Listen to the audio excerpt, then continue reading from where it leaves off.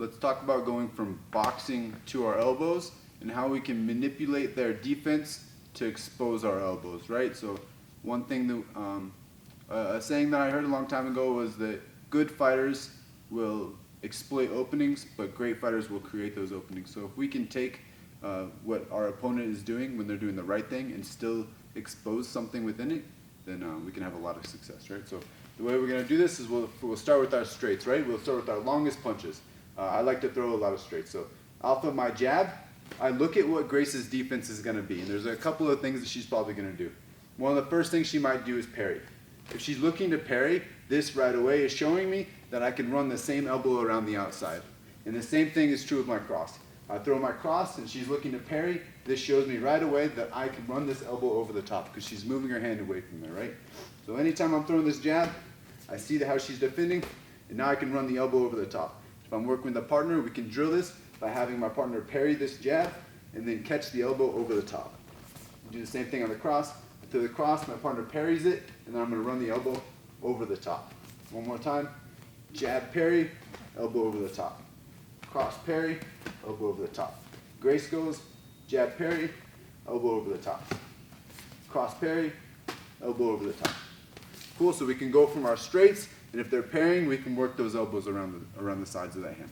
Another thing that happens a lot of times when we throw these straight punches is our partner goes straight to this high guard, right? So if I throw my jab and she thinks she's going to use this ultimate defense with this high guard, then that's going to work really well for me to run elbows around the outside, right? So I can either run this elbow straight up the middle because there's a gap here, or if it's close enough, then I can start to run it around the outside of the guard. So depending on how tight or loose their guard is, it's going to show me where the opening is going to be. Another opening on this high guard is going to be this back elbow.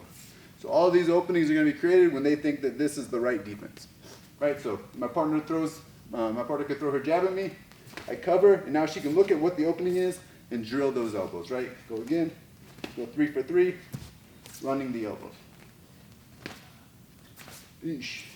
And then I'll go 3, jab, elbow, jab, spear, jab, up elbow.